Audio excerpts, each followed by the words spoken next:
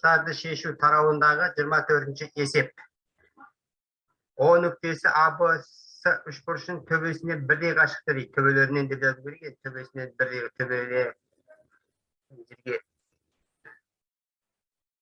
жерге төбелерінен.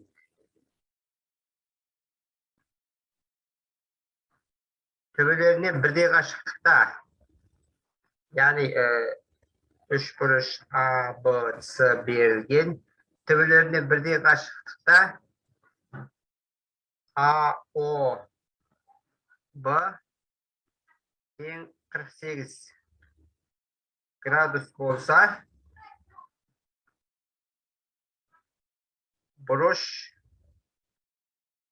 ASB-ны сұрап тұр. ASB. Енді төбелерінен бірдей қашықтықта десе, төбелерінен, яғни O нүктесі төбелерінен бірдей қашықтықта десе,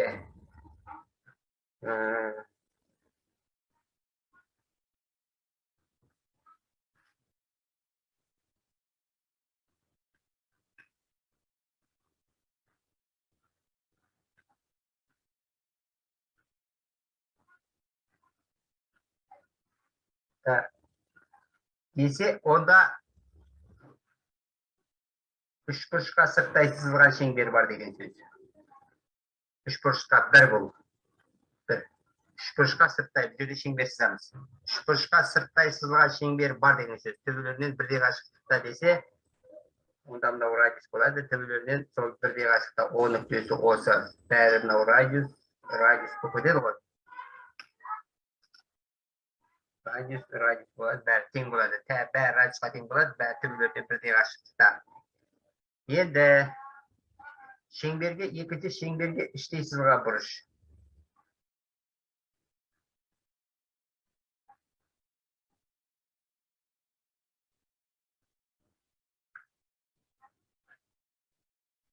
Бұрыш. Іштей сызылған бұрыш деген бар. Шеңберге іштей сызылған бұрыш.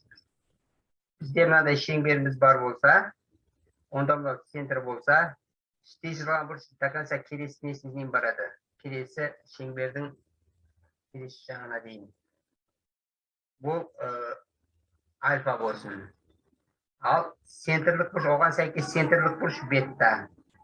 Сонда бізде альфа беттаның жарысына тең болады. Мүмкін іштей сызылған бұрыш басқалай да болуы мүмкін. Бұлай болуы мүмкін. Бәрі, бұл да альфа.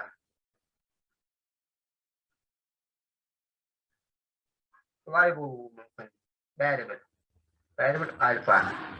Шеңберге іштей сызылған бұрыш деген осы, балалар. Шеңберге іштей сызылған бұрыш.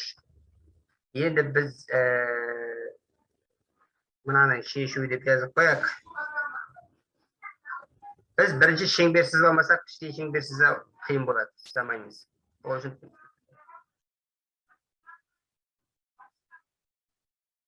үшбұрышқа міне шеңберіміз бар. Мынау центрі болсын. Осы шеңберге қандай да бір мынандай іштей сызылған бұрыш. Міне мынау. Енді өшерде A, B, S бізге қайсы белгілі? A, O, B. A, O, B. Ой ма? Белгілі. A, B, O екен ғой. A, керісінше міне жерде. Қате жазып қойып, орындарын ауыстыруға болмайды.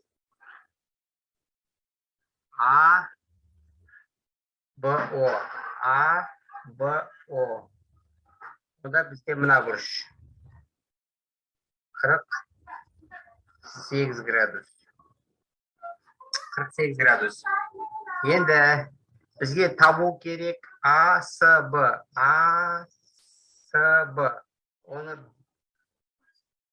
бетта дей салайын. Бетта немесе гамма бәрібір. Gamma deyishirayga. Teң gamma, осы gamma бұрышы неге тең? Сұрақ берілсе. Ол үшін енді мынаны мен ары қарай созамын. До конца жеткенше.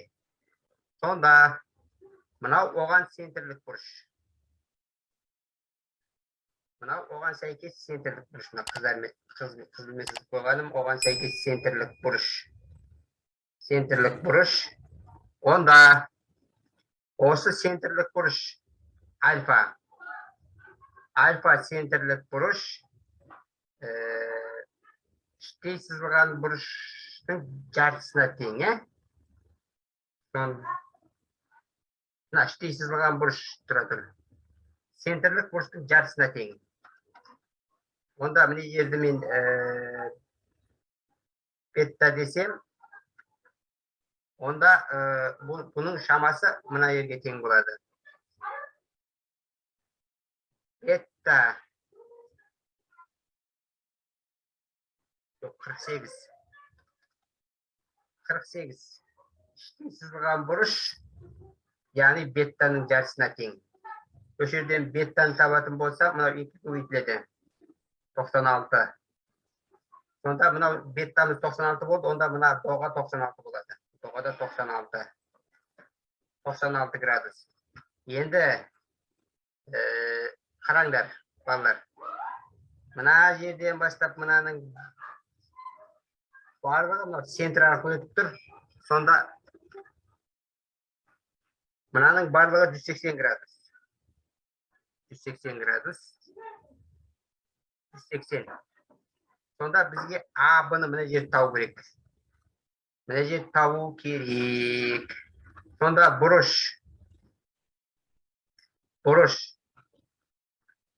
А-Б. А, мынау О. О-Б керек бізге. О деген центр ғой. А-О-Б-ны табу керек.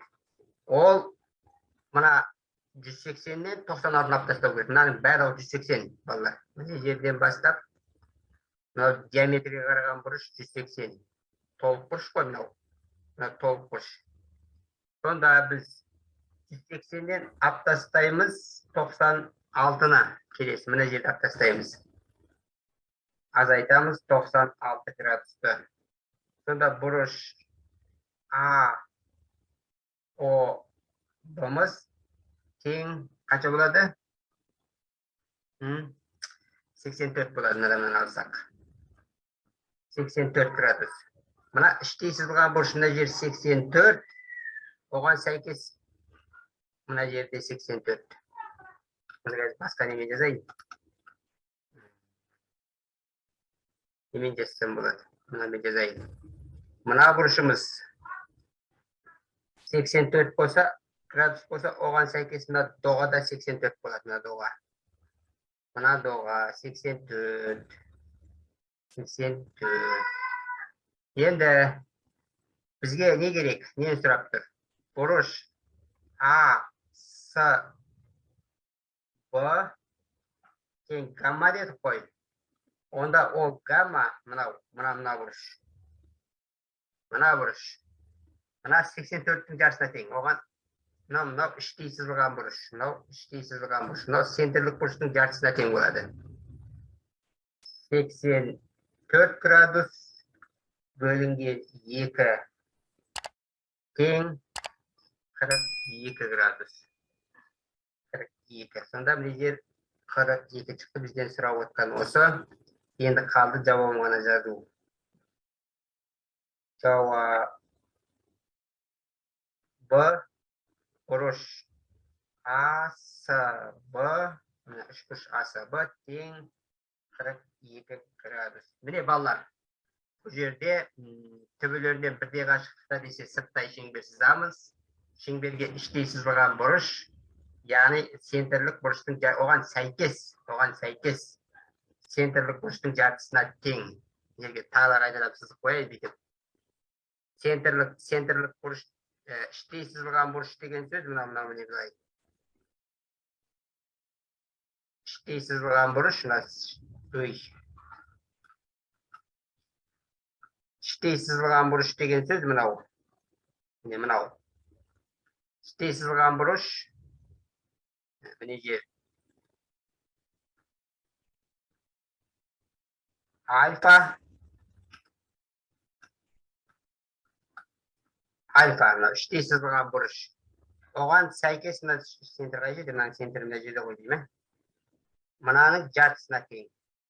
Мына жерде бетта десек, оған сәйкес келетін доғаның мынау доғада бетта болады. Сонда альфа тең іштей сызылған бұрыш, оған сәйкес центрлік бұрыштың жартысына тең балалар.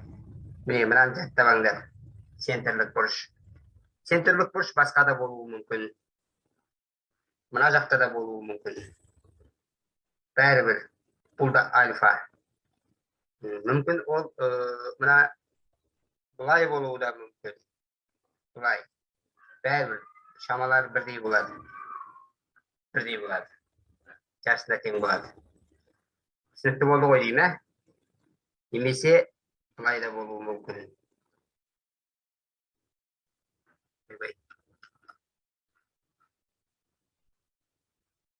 Бұлай.